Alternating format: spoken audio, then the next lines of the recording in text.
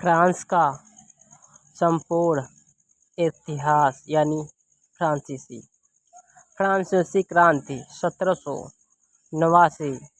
1799 France में क्रांतिकारी सामाजिक और राजनीतिक उथल-पुथल का दौर था। क्रांति 14 जुलाई 1789 को ब्लेस्टिंग जेल पर हमले के साथ शुरू हुई और 1799 फ्रांस के शासक के रूप में नेपोलियन बोनापार्ट के उदय के साथ समाप्त हुई। इस उथल-पुथल भरे दौर में फ्रांसीसी नागरिकों ने स्वतंत्रता, समानता और बंधु की मांग करते हुए अपनी राजशाही और अभिजात वर्ग के खिलाफ विद्रोह किया। इस पोस्ट में हम आपको फ्रांसीसी क्रांति के कारण और परिणाम का पता बताएंगे।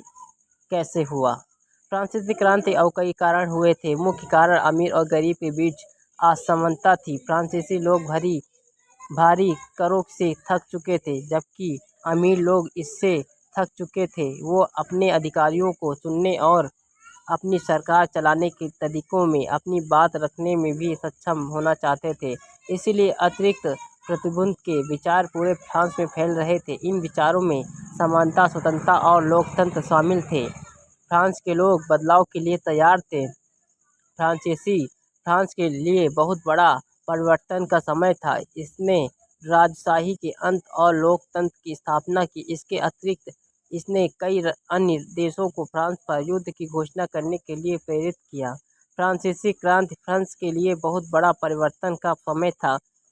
इसने राजशाही के अंत और लोकतंत्र की स्थापना की।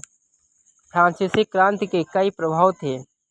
इसने फ्रांस में राजशाही को समाप्त कर दिया और लोकतंत्र की स्थापना की।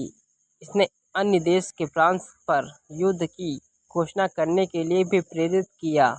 इसके अतिरिक्त इसने नेपोलियन बोनापार्ट के उदय को जन्म दिया। नेपोलियन एक सैन्य जनरल था जो फ्रांस का सम्राट बन गया। उसने एक नपुंसक सम्राट के रूप में शासन किया और फ्रांसीसी साम्राज्य का विस्तार किया। क्रांति फ्रांस के लिए बहुत बड़ा बदलाव का समय था। इसने राजशाही को समाप्त कर दिया और लोकतंत्र की स्थापना की। इसके अतिरिक्त इसने कई अन्य देशों को युद्ध की घोषणा करने के लिए प्रेरित किया। फ्रांसीसी क्रांति के लिए बहुत बड़ा बदलाव था समय था। इसने राजशाही को समाप्त कर दिया और लोकतंत्र की स्थापना की। अगर आप हमारे चैनल पर नए तो चैनल सब्सक्राइब करें, कमेंट करें, लाइक करें, शेयर करें, बेल आइकन दबाना ना भूलें।